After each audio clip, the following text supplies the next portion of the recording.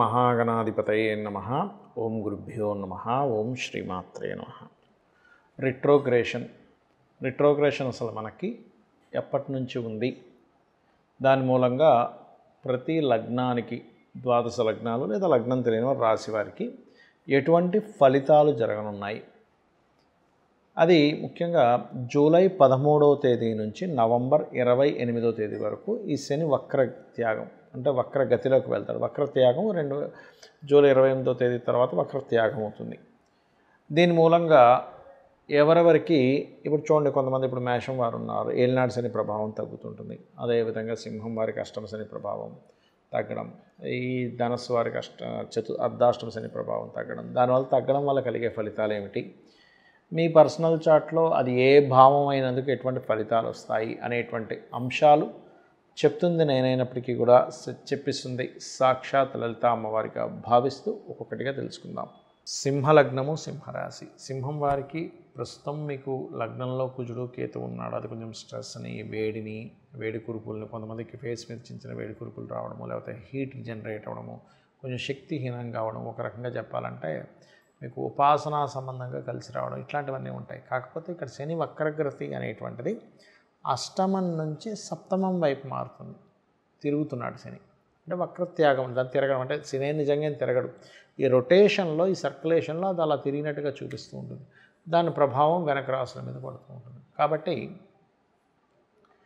మీరు ఏదైనా ఒక వివాహ సంబంధము లేకపోతే ఎవరితోనైనా పార్ట్నర్షిప్స్ లాంటివి జూలై 13 లోపలే కంప్లీట్ చేసుకోండి. జూలై 13 వస్తే ఏమవుతుందంటే, చూడ్డానికి అష్టమ శని వెళ్ళిపోతుంది, కానీ సప్తమంలోకి వస్తాడు శని. సప్తమంలోకి వచ్చినప్పుడు ఇప్పటికే అక్కడ రాహు ఉన్నాడు, దాంతోపాటు శని వస్తే ఏమవుతుందంటే ఇంకా ఆలస్యం.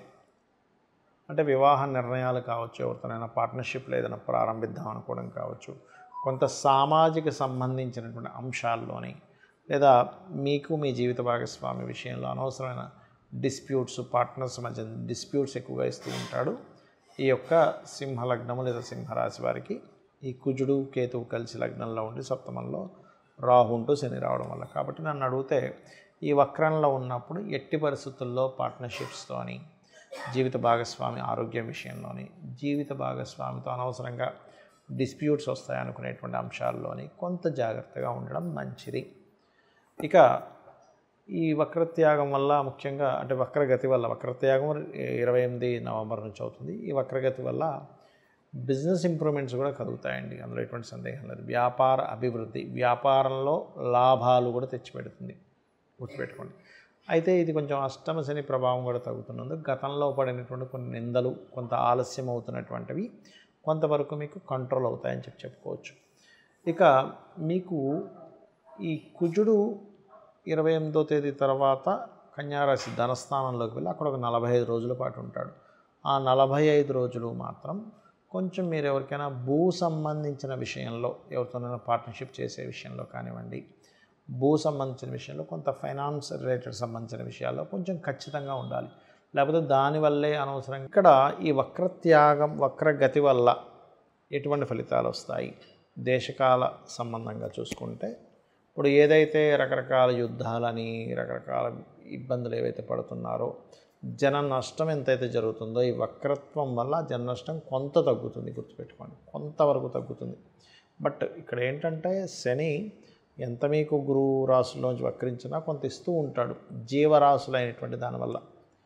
అలాగే శని ఎప్పుడైతే కుంభంలోకి వెళ్తుంటాడో, అదేవిధంగా కుజుడు కూడా కేతువుతో ఉన్నందుకు కొంచెం భూమి చీల్చే అంత సమర్థమైనటువంటి బాంబుల వల్ల కొంతవరకు కొన్ని దేశాల్లో భూమి కూడా చీలుకునేంత ఇదిగా అవుతూ ఉంటుంది. ఇది పర్టికులర్గా మనకి కుజుడు సింహంలో ఉన్నప్పుడు కానివ్వండి, దాని తర్వాత వృశ్చికంలోకి, అంటే ఈ ప్రభావం పడటం వల్ల, దీనివల్ల కొంతవరకు ఈ వక్రగతి వల్ల కుజుడు కూడా తర్వాత మనకి సింహం నుంచి మారడం వల్ల మనకి హైదరాబాద్ లాంటి ప్రదేశాల్లో కొంతవరకు ఈ భూ రేట్లు, భూ సంబంధించినటువంటి పెరుగుదల కూడా ఉంటుందండి, గుర్తుపెట్టుకోండి. అయితే మరి ఈ వక్రగతికి సంబంధించింది కానీ, ఏలినాటి శనికి సంబంధించింది కానీ కేవలం గోచారం వల్లే ఇంత ప్రభావం ఉంటుందని చాలామంది నన్ను అడుగుతున్నారు. దానికి పర్టికులర్గా మీరు చూసుకోవాల్సింది ఏమిటి అంటే, మీ జన్మజాతకం ఏంటో చూసుకోండి మొట్టమొదటిగా. అంటే మీ జాతకంలో ఉదాహరణకు మీరు ఎందులోనో ఇరుక్కుపోయారు, దాని నుంచి బయటికి రాలేకపోతున్నాం అంటే దాని అర్థం ఏమిటి అంటే మీ యొక్క లగ్నాధిపతి ఎవరైతే ఉన్నారో, మీది మేషం నుంచి మీనం వరకు 12 లగ్నాల్లో ఏదో ఒక లగ్నం మీద అయి ఉంటుంది. ఆ లగ్నాధిపతి ఎక్కడైనా స్ట్రక్కింగ్ యోగాలో ఉన్నాడా చెక్ చేసుకోవాలి. స్ట్రక్కింగ్ యోగాలో ఉన్నప్పుడు ఇప్పుడు చూడండి, చిన్న ఎగ్జాంపుల్, ఇప్పుడు మనకి జలుబు చేసింది, ముక్కు బ్లాకేజ్ అయింది, విక్స్ ఇన్హేలర్ కానీ లేకపోతే ఇంకేదైనా ఆవిరి పట్టడం వల్ల అది క్లియర్ చేసుకుంటాం. అలాగే ఏ గ్రహం ద్వారా స్ట్రక్ అయిందో ఆ గ్రహానికి సంబంధించిన దానం ఇవ్వడము, లేనట్లయితే ఆ దేవత ఆరాధన చేయడం ద్వారా అది క్లియర్ చేసుకోవచ్చు. ఇదేదో భయపడి ఏదో అయిపోతుందని దానికోసం కాదు జ్యోతిషశాస్త్రం ఉన్నది. అలాగే చాలామంది ఎంతో కష్టపడుతున్నా, ఇప్పుడు గోచారంలో ధనస్థానం మీద ఇలా ఉందండి అంటే అది ఒక 10 to 15% దాని ప్రభావం. కొన్నిసార్లు అయితే మరీ తక్కువ కూడా ఉంటుంది కొంతమంది ధనయోగాల వల్ల. మీ పర్సనల్ చార్ట్లో అసలు ధనాన్ని ఇచ్చే గ్రహం ఎలా ఉంది, అది ఎంత స్ట్రెంగ్త్ఫుల్గా ఉంది, దాని మీద స్ట్రెంగ్త్ చేసుకోవాలి. చాలామంది తెలియక అది స్ట్రెంగ్త్ చేసుకోవడానికి ఆ ఉంగరం పెట్టేసుకుంటారు. అది కాదు, అది కేవలం మీకు శుభుడై వీక్గా ఉంటేనే ఉంగరం పెట్టుకోవాలి, కానీ అదర్వైజ్ మీరు ఇటువంటి ఉంగరాలు పెట్టుకున్నా ఉపయోగం ఉండదు. స్ట్రెంగ్త్ చేసుకోవడానికి కొన్నిసార్లు నామస్మరణ, అదేవిధంగా ఓం సంపత్కరీ సమారూఢ సింధుర వ్రజ సేవితాయ నమః, లేదా ఓం ధర్మాధ్యక్ష ధనాధ్యక్ష ధనధాన్య వివర్ధనీయ నమః, ఈ రకంగా చేసుకుంటూ ఉండాలి. కొంతమంది అప్పుల్లో ఇరుక్కుపోతారు, అలాంటప్పుడు ఓం అపర్ణాయ నమః. అది పర్టికులర్ పీరియడ్ ఉంటుంది. రుణస్థానం ఎప్పుడు మనకి బాగా యాక్టివ్ అవుతుంది, ఆ సమయంలో అనవసరంగా మిస్క్యాలిక్యులేషన్ చేసుకుంటూ అప్పులు చేసుకుంటామా, దానివల్ల అప్పులు పాలవుతామా, ఇది పర్టికులర్గా జాగ్రత్త వహించాలి, గుర్తుపెట్టుకోండి. అలాగే మరొక విషయం ఏంటంటే, ఇక్కడ కొంతమందికి సహోదరులతో సరైన కమ్యూనికేషన్ లేకపోవడం, ఇవన్నీ ఎందుకు అవుతాయంటే పూర్వజన్మల్లో సహోదర వర్గంతో మీరు సరిగ్గా ఉండవలసిన ధర్మంగా లేకపోవడం వల్ల సహోదర వర్గంతో ఇబ్బంది వస్తూ ఉంటుంది. లేదా వాళ్ళు మీరు ధర్మంగా ఉన్నా సరే వాళ్ళు కావాలని బిహేవ్ చేస్తే వాళ్ళు కూడా ఖచ్చితంగా అనుభవిస్తారు, అందులో ఎటువంటి సందేహం లేదు.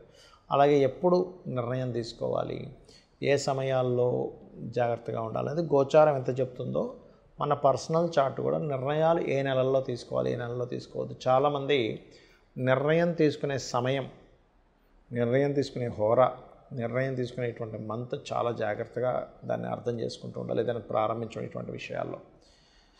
అలాగే మరొక విషయం ఏంటంటే, ఇక్కడ సంతాన అభివృద్ధికి ఏం చేయాలి, సంతానం కలగట్లేదంటే ఏం చేయాలి. ఇంకోటి ఏంటంటే వ్యాపారాలు, చాలామంది వ్యాపారం ప్రారంభిస్తారు కానీ వాళ్ళకి ఎందులో కలిసి వస్తుంది అనేటువంటిది చూసుకోరు. ఎంతసేపు హడావిడిగా ఏదో ప్రారంభించేయడం, దానిలో ధనయోగం లేదు. అసలు ధనయోగం ఏ వ్యాపారం ఇస్తుందో, అసలు మీకు వ్యాపార యోగం ఉందా లేదా, దానికి సంబంధించిన మహాదశ నడుస్తుందా లేదా అనేటువంటి సూత్రప్రాయంగా ఉంటాయి జ్యోతిష్యంలో. అంతేగాని కేవలం ఏదో ఏలినాటి శని నడుస్తుంది కాబట్టి నేను వ్యాపారం చేస్తే కలిసి రాదను, అర్ధాష్టమ శనో అష్టమ శనో కాదు, ఇది పర్టికులర్గా తెలుసుకోండి.